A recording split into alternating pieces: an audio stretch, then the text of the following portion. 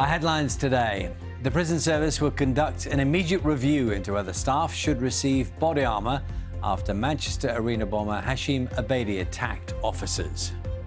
Italian state media reports that 2 British people are among those who died after a cable car crash near Naples.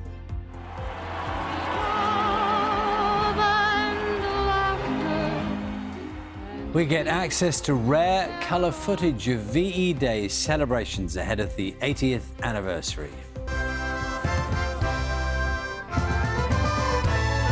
And we take a look at the boom in screen tourism in Cornwall, the setting of Doc Martin, Poldark and Beyond Paradise.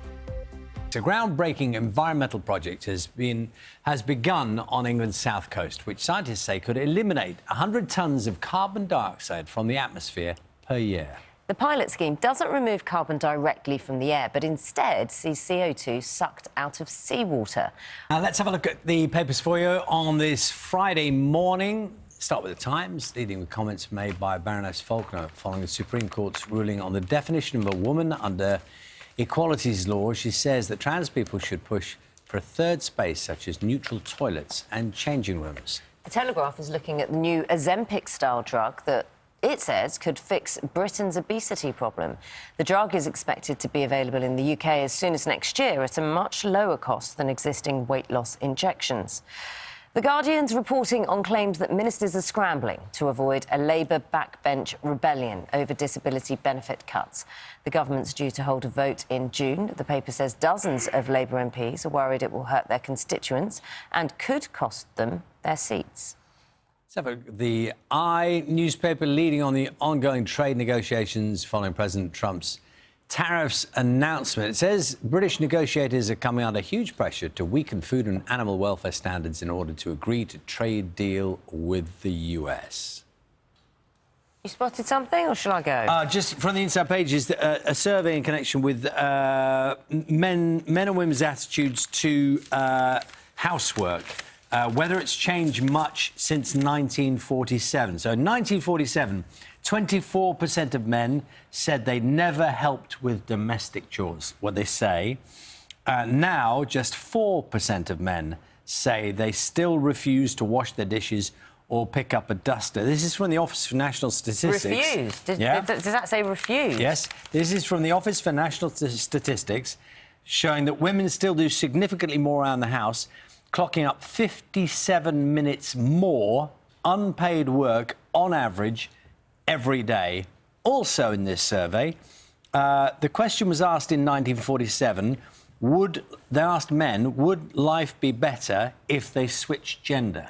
So would life be better if they were a woman? In 1947, 4% said they would rather be a woman. Now, that's raced up to 5%. Raced up. So it's got since 1947. There's a lot to say about that. OK, I'm going to take you to the farmyard. We've got sheep, alpacas, goats in the farmyard. Which are the smartest animals? Alpacas. No. Donkeys. There were no donkeys in the yard. There were goats, should be because sheep and alpacas. But donkeys are famously very intelligent, aren't they, and sensitive. There are no donkeys. Scientists at Aberystwyth University have found that goats, which we already know they're capable of opening doors, reading human facial expressions, they can outthink their counterparts because what they did is they hid food in various places, like under cups and things like that. And at first, the animals just had to remember where the food was. But they are much smarter at understanding that objects still exist even when you can't see them, when they're hidden, right? So in a cup or whatever. And the reason this is interesting is it's linked to they need to be more selective when they eat, but also and have greater awareness, environmental awareness, so they can know if there's food in like foliage or a predator hiding. They're more aware of their surroundings. I think pigs are more intelligent, aren't they? I think now. Wiltshire police say people taking photographs of a huge fire at a First World War airfield on Thursday stopped fire crews doing their jobs. A hangar was completely destroyed in the blaze at the Grade 2 listed Old Sarum airfield in Salisbury.